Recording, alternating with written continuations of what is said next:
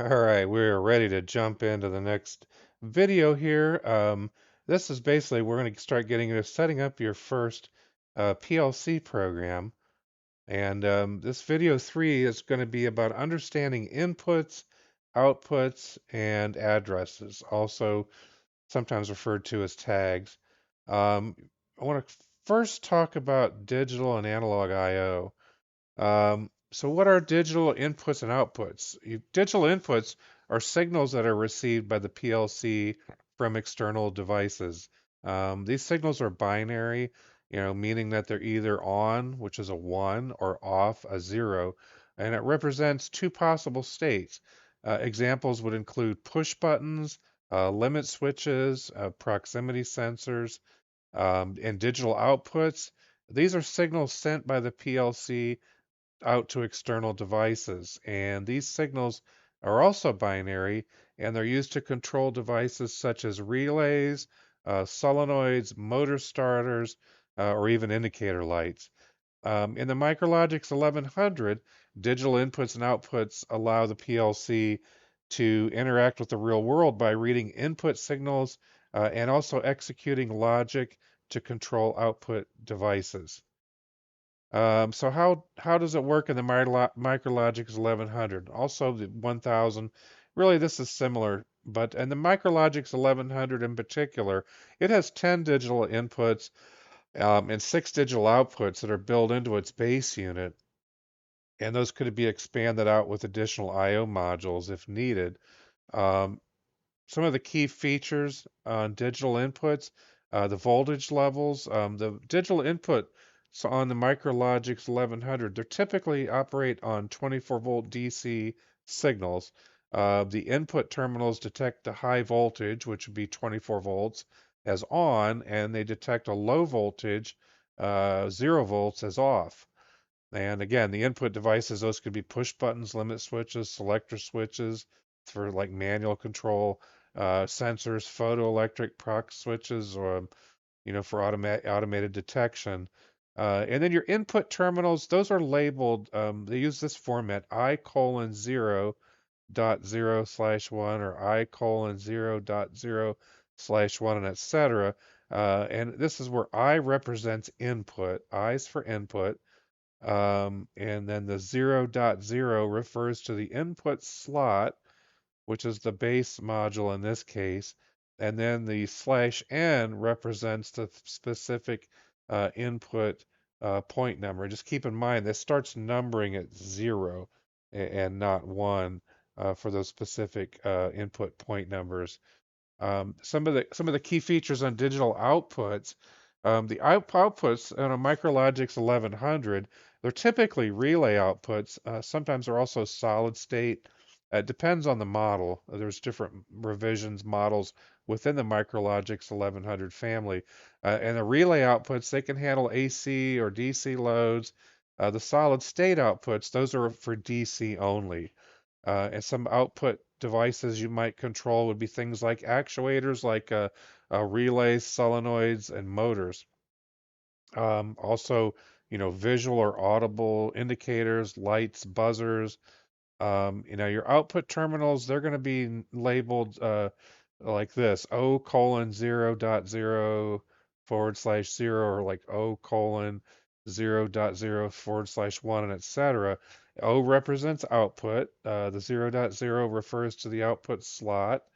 And then your /n would be your specific output point number again. It starts at 0 and goes to 1 and so on, and up from there. An example application, supposing you wanted to control a conveyor belt system, your digital input would be a proximity sensor.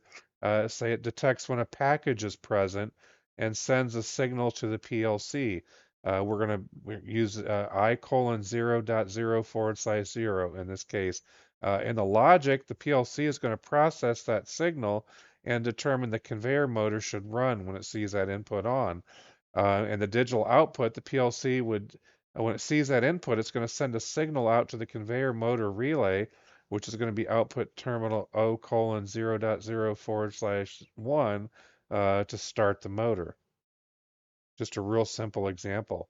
And here's an example here. This actually using O:0/0, but you got your sensor going straight to the output. So pretty basic input and output on the right. This is referred to as your power rail, and then this is your rail on the end. So you want the flow to go from left to right across that. This is a normally open contact, and this is a symbol for a coil, which can be a real world output, could also be an internal bit, which we'll get into more of that later as we get into the different memory addresses. As far as wiring goes, digital input wiring, you're going to want to connect the positive side of your 24 volt DC power supply to one terminal on the input device. The other terminal, the input device, would connect right to the PLC input terminal. And then your negative side of your power supply would connect to your PLC's common terminal. And as far as digital outputs go, one side of your output device, say from a motor relay coil, would go to the PLC. And the other side would go to your power supply, which would match the output type, whether it's AC or DC on the output. Some practical notes to keep in mind when you're programming. You may have heard of debouncing inputs. You can program filters in your PLC program to avoid any kind of false triggers from noisy input signals. Sometimes you'll get a little chattering from a sensor, and maybe you want to avoid that. So you can have some triggers to avoid any kind of false triggering. You have output protection where you can use fuses. And this is more hardware related, but fuses are circuit breakers to protect outputs from any overcurrent conditions. Another thing you've got here is you've got diagnostics available with the PLC. You've got status LEDs for inputs and outputs, that help indicate their current state, which really helps a lot when you're troubleshooting a program. Now I want to talk a little bit more about analog inputs and outputs. All right, so analog inputs and outputs. What are analog inputs and outputs? All right, well, analog inputs receive variable voltage or current signals from sensors that measure real world conditions like maybe temperature, pressure, or even flow rate. And analog outputs send variable voltage or current signals to control devices such as maybe variable speed drives, proportional valves, or maybe an analog meter. With the MicroLogix 1100 series, the base unit on the 1100 includes two analog inputs, and there's no built-in analog outputs. That would actually require an expansion module for that particular model. We're not really going to be doing a lot with those in this class, but I do want to cover what they are so that you'll know in the future. Um, as far as analog input details, typically the voltage and current ranges on those 0 to 10 volt DC is very common for voltage mode. 4 to 20 milliamp is common for current mode. And now for wiring configuration, your sensors or transducers, it could be temperature sensors, maybe pressure transmitters.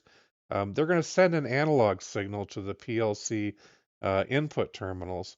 And then that input signal gets converted into a numeric value within the PLC program. And then for the MicroLogix 1100, for voltage inputs, your terminals should be labeled VN0, VN1. Now for current inputs, it could be IN0, IN1 for a current input.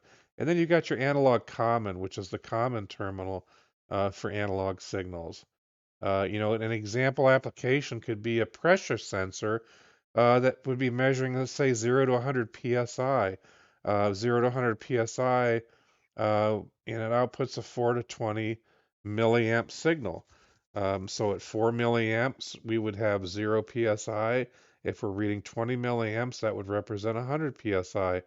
Now, the PLC will convert to a raw number.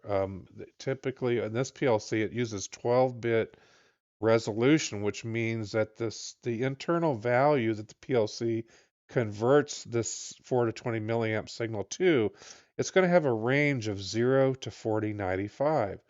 So in your program, you're going to be scaling the 0 to 4095 value so that it represents the PSI value of 0 to 100 PSI. Now, for analog outputs, kind of a similar thing here. They're 0 to 10 volt DC for voltage mode, 4 to 20 milliamp for current mode.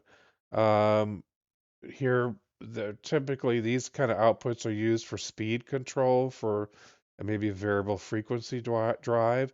Not so much these days. A lot of drives are have Ethernet communications, so you can actually send commands over Ethernet rather than analog. But you'll still find older systems that still use analog outputs for variable frequency drive control.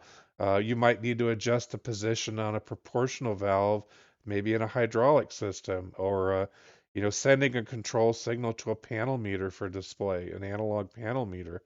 For an example could be a VFD motor drive might accept a 0 to 10 volt signal to adjust the speed from the range of 0 to 100%. The PLC would send an output signal, proportional to that required speed. If the program outputs 5 volts, the motor would run at 50% because 5 is, halfway between 0 and 10 volts. So analog versus digital inputs. That's a pretty easy comparison here. I mean, signal type, your digital I/O is all binary. It's either a 0 or a 1. It's on or off. Analog I/O, it's continuous. It's generally in the range of either 0 to 10 volts or 4 to 20 milliamps are the two most common types. Example of input, digital I/O would be a push button or a limit switch. Analog, a temperature sensor, pressure sensor. For as far as outputs go, digital I/O, you'd have a relay indicator light would be a digital output. With analog I/O, it could be a motor speed control, proportional valve. For processing wise, digital I/O is just for really simple on-off logic, whereas analog I/O, you're going to be dealing in scaling and conversion with those. Some of the considerations you might have for analog wiring is you want to use shielded cables to help reduce electrical noise interference. You want to have proper grounding that prevent inaccurate readings. And you have to keep in mind scaling in your PLC program. You want to convert those raw analog values to something meaningful in engineering units. And we talked about that 0 to 4095 raw value. You want to convert to something meaningful, which might be, 0 to 100 psi. It could be 0 to 500 degrees Fahrenheit or Celsius, whatever. Um, Expansion modules are needed if you need to add more I/O. There's the 1762 IF4 module will add 4 analog inputs, and then there's a 1762 OF4 module that provides 4 analog outputs. Some of the other PLC addresses that are available, there's a number of different address types. You've got, here we can look in the program, you've got your outputs and inputs that we've kind of talked about, the digital I/O. There's S2 status, B3 binary, T4 timer, C5 counter, R6 control. You got your integer files, which are the N7s, and F8 float. We'll start with the status addresses here, a little bit about those. Those just give you status information about the controller. Some of those things are be like, if you're in remote program mode or run mode, you've got processor mode here, S:1/0 to S:1/4 gives you that information. The power up, do you want to go to run mode behavior? I'm currently not going to run mode when I power up, but you can change that. So it's just really just status information. There's a lot more here. The operating system catalog number, series, all that stuff is kept in here. Scan time information, watchdog, and so on. There's a lot. You can take a look at that. There's more detail in the manual about what some of those things are. You've also got internal bits. This would be your binary bit addresses. These are not inputs or outputs, but they're just internal memory space that you can use. B3 colon 0/0. It's just a digital memory input that you can use for internal memory use in a program. You can see an example of it here at the bottom, B3 colon 0/0, normally open contact. You've got timer addresses. You have a range of timers you can configure, starting with T4 colon 0. And you can set these up with a preset value. You have a 5-second timer. You can use millisecond timers, a hundredth of a second time bases, and so on. Timers are really good if you need to delay something in a program. You've also got counter addresses. These are the C. They start at C5. You can count up, count down. There's various counters. We're going to get more into these as we get through the class. I just kind of want to briefly cover in general what these are. You have control addresses that are used more in special instructions. We may get into those in a little bit more detail later. Just keep in mind these are used for certain control features. Integer addresses.